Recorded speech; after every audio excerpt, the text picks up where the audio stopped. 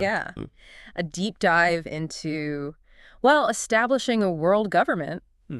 and then thrown into the mix some technical documents about the JVM tool interface. An interesting combination, to say the least. Really is. So our mission today is to take these materials, break them down, and try to pull out some of those aha moments. I love the aha moments. Right. It help you really understand what we've got here.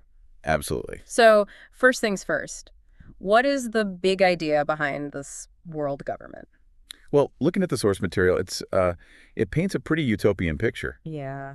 focused on global peace, prosperity, healthy planet, The whole 9 yards. the whole nine yards, exactly. Right. It's all about leaving a better world for future generations, according to the documents, ain't it? Okay, so it's not just about, this sort of rosy future, right? Right. There's this, I feel like, undercurrent of addressing problems with current democracies. Yeah, they definitely hint at it. Hmm. The documents mention these sort of anxieties within existing systems, Mm-hmm. but they don't really get into specifics. Oh, okay. It's almost like they're saying, hey, things aren't perfect now, Right. but we have a solution. We have the answer, don't worry. Right. Exactly. Okay, that's definitely piqued my interest. So how are they going to actually do this? What's the blueprint for this world government? So what they're proposing is a four-tiered system: local, state, continental, and global. Okay. Think of it as a pyramid. Okay. Each level builds on the one below it. Gotcha. So starting at the base, the local level, what's happening there? Empowerment. That's the key word here. Yeah. The documents really highlight direct democracy, giving citizens a real voice in shaping their own communities.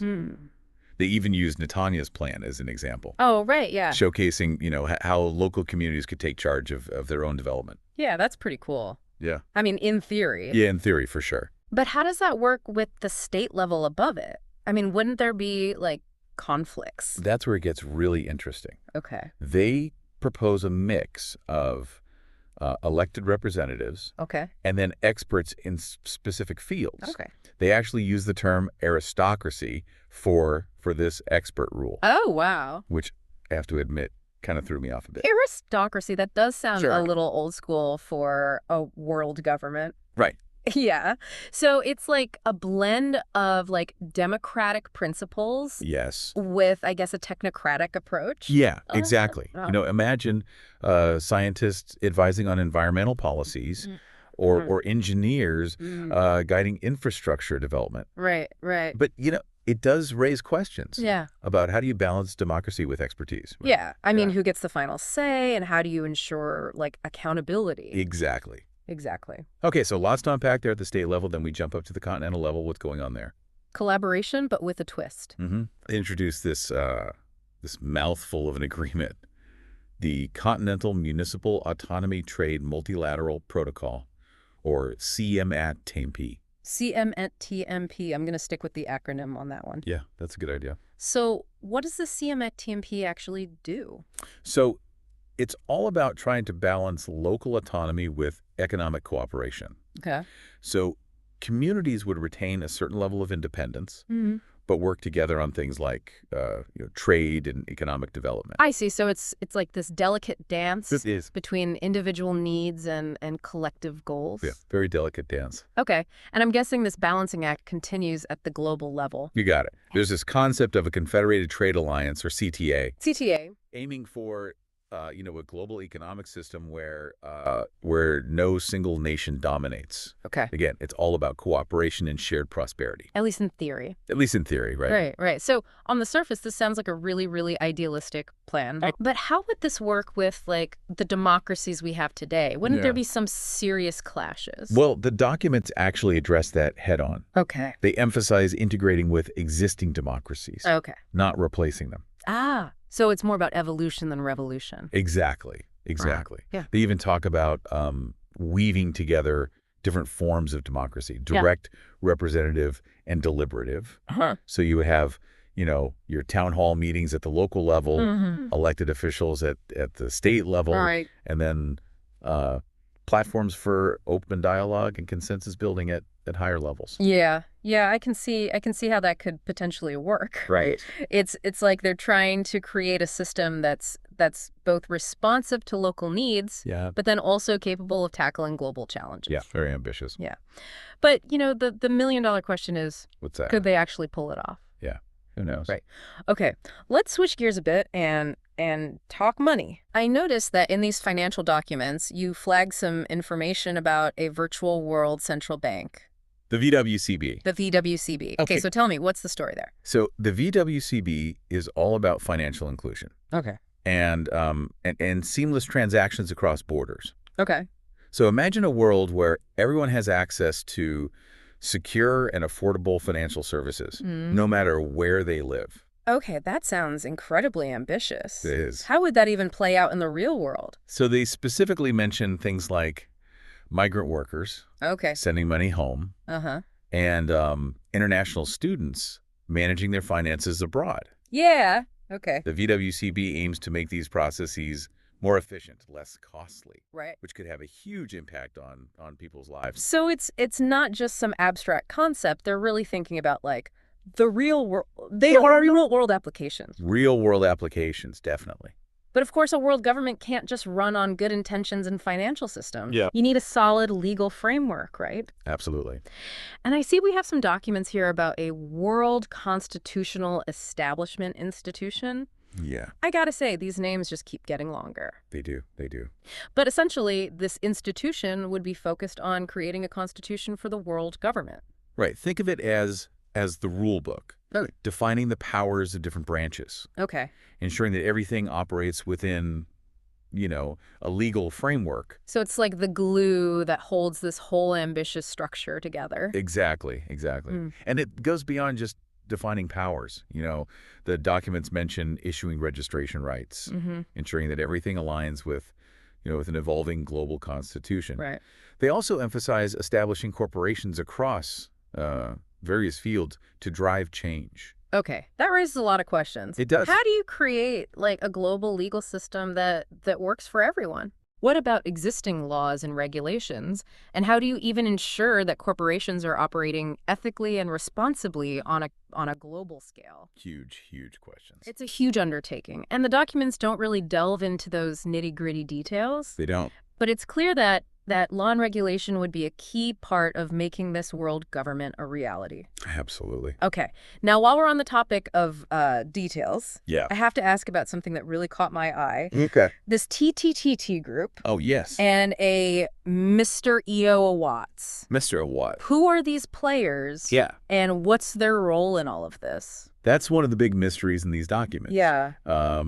Mr. Owatt's name pops up a few times, Right. but his connection to the project isn't really clear. And then there's this TTT group Yeah. with departments labeled point 1, point 2, point 3, and so on. Right. Even a cyber department with millions of citizenships. It's very strange. What does that even mean? Are we talking about real people, digital identities? Yeah. Or something else entirely. I honestly don't know. It feels like we've stumbled into a puzzle It does. with some pieces missing. Yeah. Right? We have these intriguing hints, but their significance Yeah. remains unclear. Very unclear. And to top it off, we have this QR code linked to a WPCGOV, Right. which seems to point to some World Party Government Institute Financial Banking Department. Interesting. It's like they're leaving us breadcrumbs, but where do they lead? Yeah. It's a very fascinating layer of intrigue, isn't it? Speaking of intriguing, we haven't even touched on the JVM tool interface yet. Oh, yes. Talk about a leap from world government to software. Quite a leap. So what is it? So it seems like a random addition at first, Yeah. but it could be more significant than we think. Okay. In simple terms, the JVM tool interface allows you to kind of get under the hood of Java applications, see what's happening, and even manipulate their behavior. Manipulate, like change how the software works. Exactly. Yeah. Think bytecode instrumentation. Okay. Modifying the actual instructions a program executes. You could insert code to track transactions, enforce rules, Wow. or even control how the program interacts with other systems. That sounds incredibly powerful. It is. And remember how the source material emphasizes virtual assets and technology. Yeah, that's clearly a big part of their vision. Right. Well, if you combine that with the capabilities of the JVM tool interface, Yeah. it raises some interesting questions. Yeah, quite. Well, could this be how they plan to manage and regulate this new global financial system? Mm. Or even enforce compliance with the laws and regulations of this world government? Yeah, I mean, it's not something they explicitly say, Right. but it's definitely food for thought. It is. It certainly is. I think we need to take a deeper dive into this JVM tool interface and see what else we can uncover. I agree. Let's do that. Yeah. Hashtag TTS, the deep dive episode 2024-11-13, part 2 of 3. The JVM tool interface is, it's definitely worth exploring further. It's not just about, peeking into software. Right. It's about having the potential to actually change how it behaves. That's what's really tripping me out about all this is this idea of manipulating code in real time. Yeah. It's like having a secret backdoor into any Java application. That's one way to look at it. Yeah. But, it's a tool. Sure. And like any tool, it can be used for good or bad. Okay, so let's talk about the potential good. Yeah. With all this talk about virtual assets Right. and a new global financial system, Mm-hmm. could the JVM tool interface be used to, make things more secure and stable? Absolutely. How so? Well, imagine being able to track every transaction, Okay. flag suspicious activity, Uh-huh. and even prevent fraud before it happens. Okay. That's a level of control that could really revolutionize how we think about financial security. Yeah, but wouldn't that require massive amounts of data collection and processing? I mean, what about privacy concerns? You've hit on one of the biggest challenges Yeah. with this kind of technology. Right. It's a trade-off between security and privacy. Right. The more control you have, Yeah. the more potential there is for abuse. That's a good point, and let's not forget we're talking about a world government here. Right. A central authority with this level of power could easily overstep its bounds. It's a valid concern. Yeah. The documents don't really address Right. how they would prevent that kind of overreach. Yeah. They talk about checks and balances, Sure. but it's all very vague. It makes you wonder if they're intentionally glossing over these issues or have they just simply not thought them through? It's hard to say. Yeah. But it's definitely something we need to keep in mind as we evaluate this whole concept of a world government. Okay, so we've talked about the potential for increased security, but what about the flip side? Right. Could the JVM tool interface be used for more nefarious purposes? Unfortunately, yes. Mhm. With the ability to manipulate code, Right. you could potentially censor information, Uh-huh. control access to resources, or even shut down entire systems. That's a scary thought. It is. It's like giving someone the power to rewrite reality. In a way, it is. And remember, this isn't just about Yeah. controlling, computers. Sure. It's about controlling the systems that run our lives. Yeah. Communication, transportation, energy, even healthcare. So the stakes are incredibly high. They are. And the potential for misuse is enormous. It is. Yeah. Okay, I know we've been focusing a lot on the technical aspects here, Yeah. but let's step back for a moment and talk about the bigger picture. This whole vision of a world government, I mean, is it even a good idea? That's a question that's been debated Right. for centuries. Yeah. There are strong arguments on both sides. Like what? Well, on the one hand, you have the potential to solve global problems Right. that no single nation can tackle on its own. Right, like climate change, poverty, nuclear proliferation. Exactly. And you could eliminate the threat of war, promote, cooperation. Sure.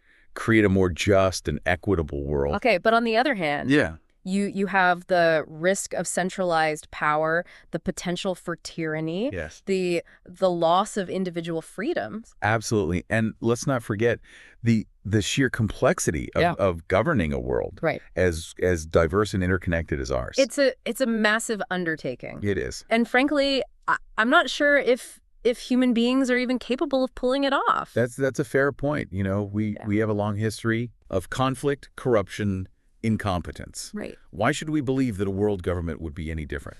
And even if it started with good intentions, Right. who's to say it wouldn't eventually become just another tool Exactly. for the powerful to exploit the weak? Right. Those are the questions that keep me up at night. Yeah. The potential benefits Right. of a world government are tantalizing. Sure.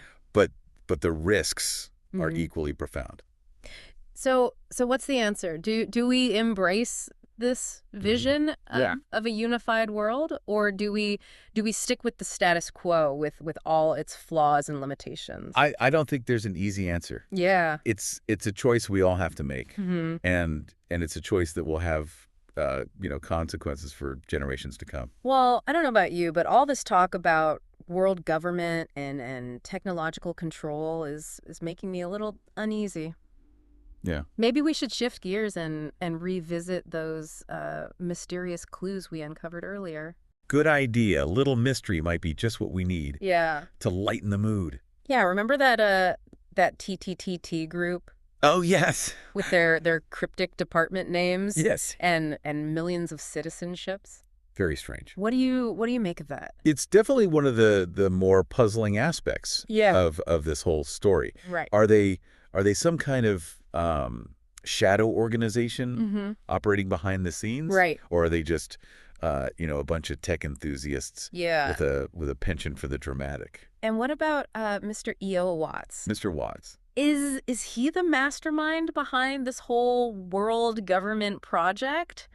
Or is he just a pawn in a bigger game? The documents don't give us much to go on. Yeah. He's like a phantom, Yeah. appearing and disappearing without a trace. It's almost as if they're deliberately like obscuring his role, making it difficult to connect the dots. Right. It's like they want us to know he's involved. Yeah. But not to know the extent of his involvement. And then there's that QR code linked to the WPC GOV account. Yeah. I scanned it. Yep.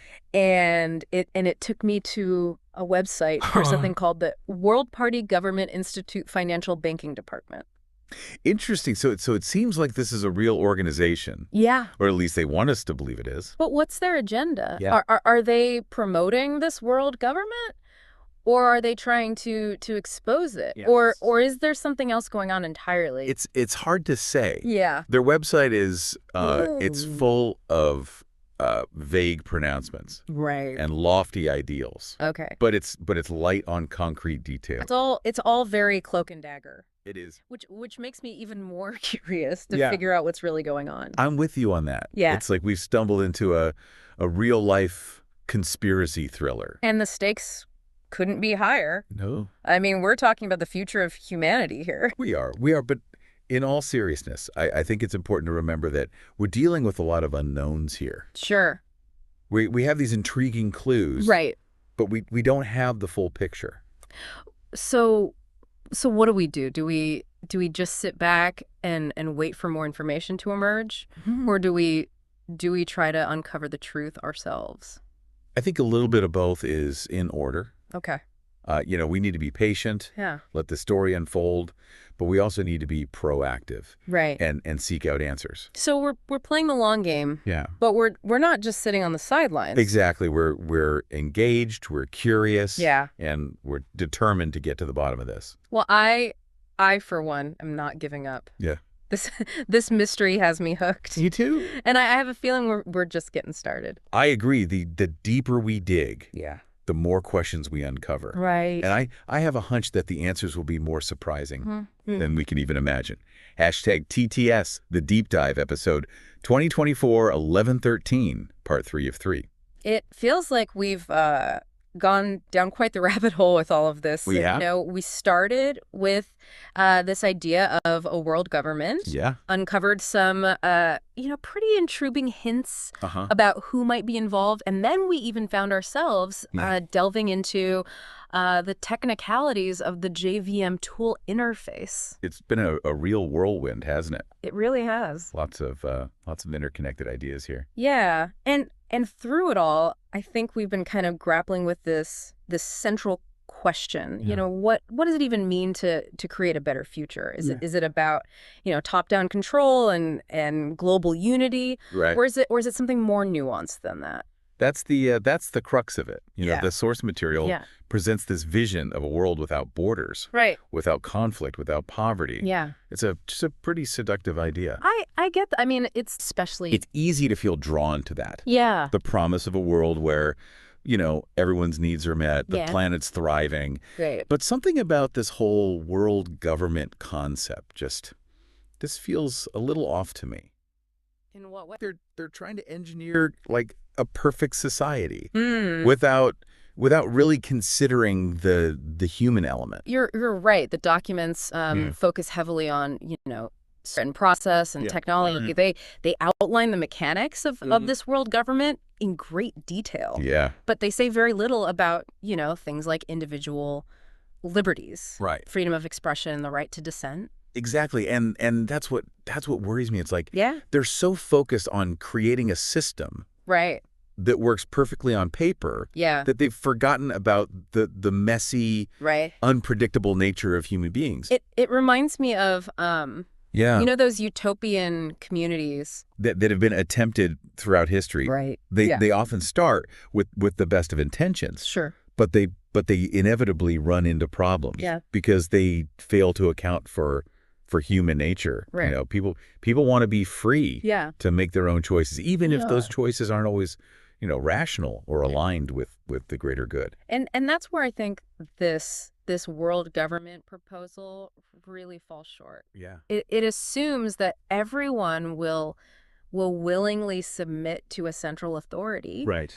and that everyone will share the same values and goals, Right. but that's just not realistic. It's like trying to fit I don't- everyone into a one-size-fits-all box. Yeah, and we all know that human beings Yeah. come in all shapes and sizes with different beliefs, Right. different aspirations, Mhm. different ways in the world. So does that leave us? Are we doomed to repeat the mistakes of the past? With conflict and division as the inevitable outcome, or is there another way forward? I don't think it's about choosing Yeah. between, utopia and dystopia. Okay. I think it's about finding a middle ground, Okay. a way to balance individual freedom Yeah. with collective responsibility. That sounds good in theory, but how do we actually do that? I don't think there's a simple answer. Right. It requires open dialogue, Yeah. critical thinking, a willingness to compromise. Mm. It means recognizing that there's no single right way Yeah. to organize society, Okay. and that the best solutions often emerge from the bottom up, Mm. not the top down. So maybe it's not about creating a world government, Yeah, but about fostering a world community. I like that. Yeah. Yeah. Like a network of interconnected individuals and groups working together to address shared challenges Yeah. while still respecting each other's differences. Right, exactly. It's about recognizing that we're all in this together, Yeah. but also that we each have a unique role to play. Mm. It's about empowering individuals and communities Yeah. to take ownership of their own futures Okay. while collaborating for the greater good. That feels a lot more hopeful than the vision Yeah. that was presented in these documents. It's not about imposing a predetermined solution, Right. but about creating the conditions for positive change to emerge organically. Exactly. Yeah, and it's about embracing complexity, right? It is. It's about acknowledging that the world is messy, that Yeah. there will always be disagreements, and that progress is rarely linear. It's a journey, not a destination. It is, yeah. So as we wrap up this deep dive, I think we're left with a sense of both caution and possibility. Absolutely. We've seen the potential dangers Yeah. of unchecked power and the seductive allure of utopian visions. For sure. But we've also glimpsed a different path, a path that embraces human diversity Yeah. and empowers individuals to shape their own destinies. It's a path that requires courage and creativity. Yeah. And a deep commitment to dialogue and understanding. Hmm. But it's a path that I believe is worth taking.